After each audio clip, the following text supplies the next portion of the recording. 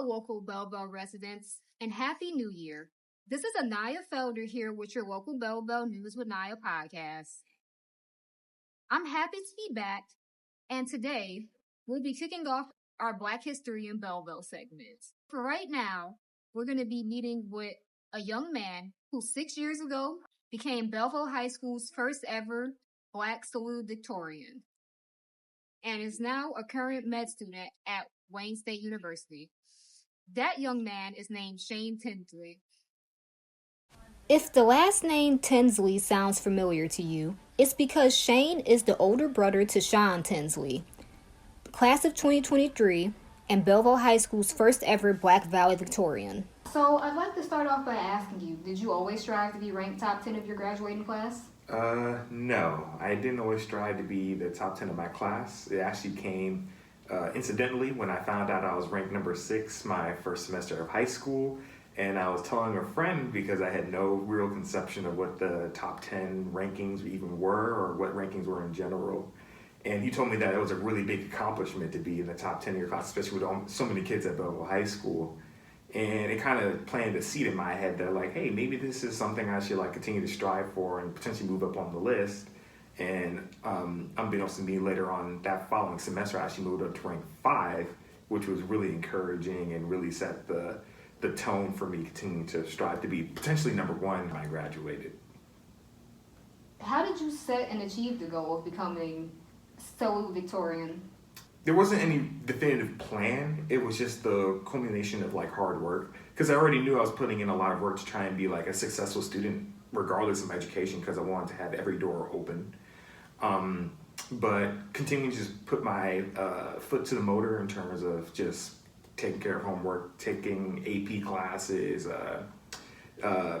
doing extra credit when necessary for something, and just being open to learning, I think, is the most important thing, and trial and error, learning from your peers was really what set me up for success in terms of moving up in the rankings in my class, I think.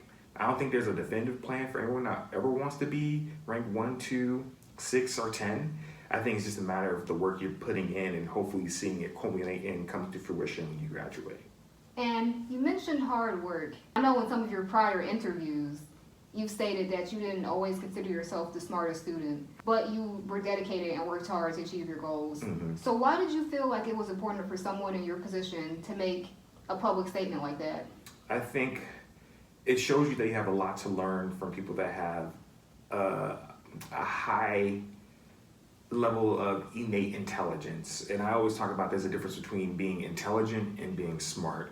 I think intelligence doesn't necessarily capture the hard work someone puts into the task ahead of them that produces the outcome. But when it comes to being smart, at least how I like to describe it, is that you have some level of innate intelligence in combination with a set level of discipline and personal insight and reflection that allows you to merge two worlds that allow you to, I think, exceed people that have a higher level of intelligence that don't know how to apply it when things get difficult.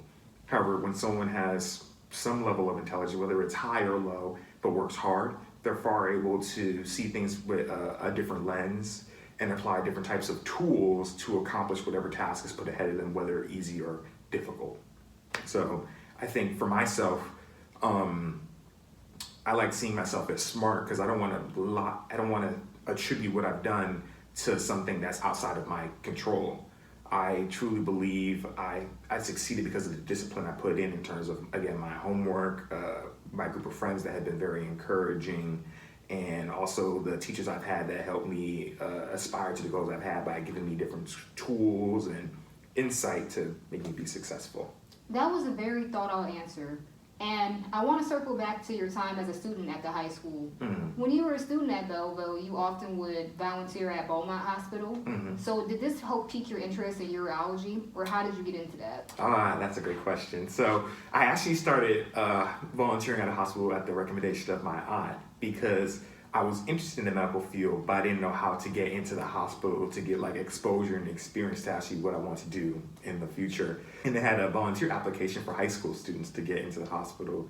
to help patients and to learn. And when I got there, I was actually placed in the gift shop, and I made really good friends with the volunteer coordinator and other faculty and staff at the hospital, that they gave me more exposure based on my interest. And she moved into the surgical lounge, and in the surgical lounge, they allowed me to shadow CRNAs and anesthesiologists.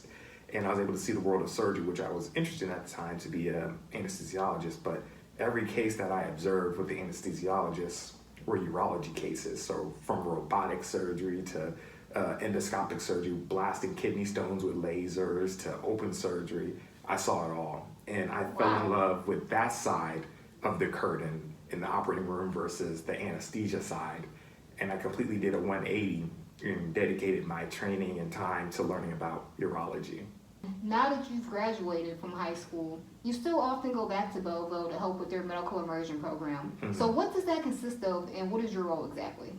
That's a dear place in my heart, is going back to Belleville and doing the high school mentorship program that I'm doing in collaboration with the Wayne County Medical Society Foundation.